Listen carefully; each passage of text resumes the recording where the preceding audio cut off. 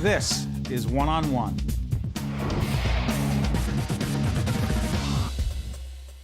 There he is, Peter Horn, Project 79 Coordinator, Westfield High School. Good to see you, Peter. Great to be here, Steve. This is part of our classroom close-up series we're doing in cooperation with our partners at the New Jersey Education Association, featuring teachers who are making a huge difference. Got to ask you, Project 79 is, we're about to see a video from the classroom close-up series in just a second. What is Project 79? Well, it's named for the year that it was founded. That's what the 79 stands for. And we've been around for as long as we have, because we take care of a population of students within Westfield High School who are of average to above average academic ability, but they just haven't connected with school, haven't thrived in school as they would like to before they come into Project 79. One of the great things about this series is that our partners at the NJEA actually produce these terrific 3-minute videos that really set a context for our discussion afterwards, and it paints a picture that's a lot better than I could describe. We'll see the video and then we'll talk more with Peter. Let's take a look at Classroom Close-Up. All right, guys, that's homeroom. Come on, bring it inside. Let's do it. An alternative education program in Westfield is helping high school students discover themselves as learners by combining rigorous academics with individualized instruction.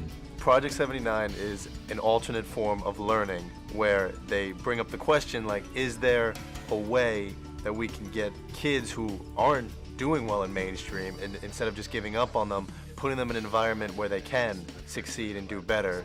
Project 79 exists because there was a superintendent of schools way back in 1978 who just had on his radar, way on the side of his radar, the idea that there was a group of kids that we were in danger of losing. His name was Larry Green. And so he had this idea that maybe with the right group of teachers, he might be able to offer something to kids that would make school feel more meaningful and make them want to be here. Project 79 is a college preparatory curriculum, so project students take the same subjects at the same levels as students not in the program.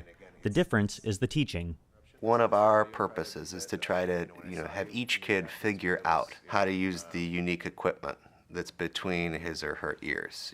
Everybody looks at things differently, everybody's got a different mind. So to get a sense of your learning style, we are a little bit more hands-on, and we can be a little bit more individually responsive because of the size of the classes, but also because of the nature of the activities and projects that we take on. It's the way school should be done. I thought it was really cool because the classes are really small and the teachers concentrate on you better than they did in mainstream, and you're more involved and you play more engaging games that get you interested in what you're learning.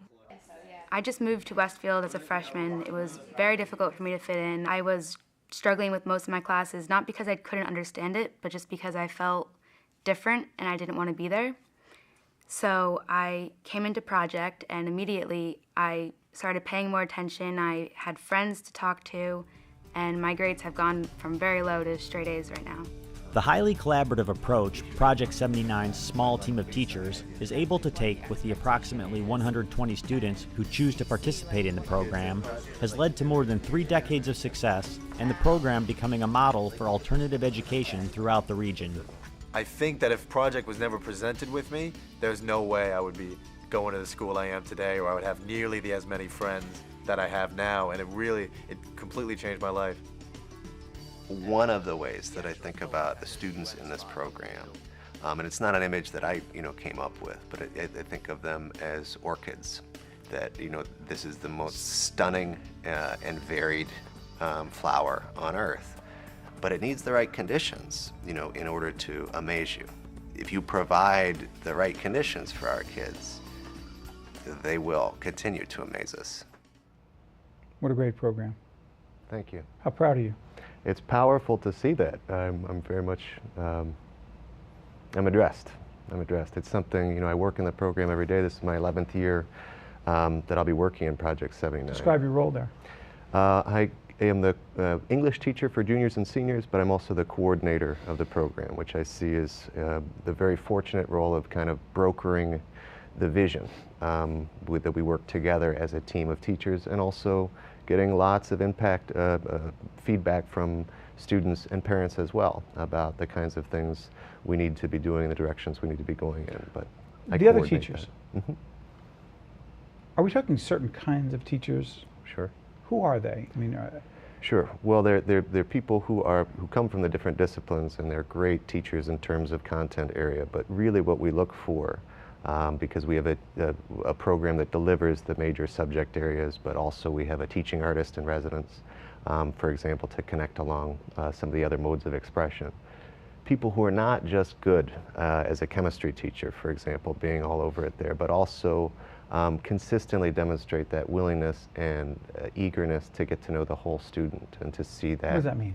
Eagerness to get to know it the whole means student. to recognize that you are not just the person in front of me for 42 minutes that I'm assigning English work to or having the conversations with, that you have this whole life and interests, which may not include English actually, outside the classroom. But I have to, to try to understand that a little bit and to recognize that part of what I want to do is to figure out a way to present some of the magic and come a little bit closer to you for the discipline. Yeah. Sorry for interrupting, Peter. That's You all know what's right. interesting to me? You went to Princeton University. Yes, sir. You come back to teach, right? Yeah. Do you ever get some of your friends, I'm not saying from Princeton, I hate when someone says your Ivy League friends, right? I'm a Sure. Rutgers guy, so we can't say that, It's all right. even though we like to believe we're part of the Ivy League in our own minds, right? Whatever that means. Do you ever get any of your friends who really don't understand the teaching profession and the impact that you really, really have on these young people and the ability that you have to change their minds, asking, what are you doing?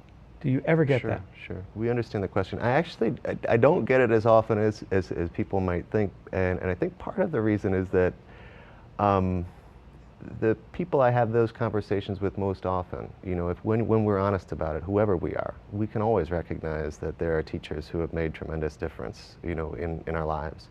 And whether you're going to grow up to be a governor, or a head of a corporation, or a shop owner, you recognize that it was somebody, probably, who took you seriously and saw you as a whole person, who helped you along the path to wherever it is that you're going. And of course, it's very important when we're looking at the future as we are now, where the kinds of jobs that people will be doing haven't even been made yet. So the people who are going to cultivate those minds, people who are going to take them seriously, are more as important as ever.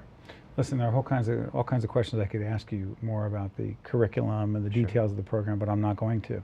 I'm more interested in you and your attitude about being a teacher. Question. Final question before I let you out of here. How much passion do you feel today after teaching for how many years again? This is going to be my 16th year.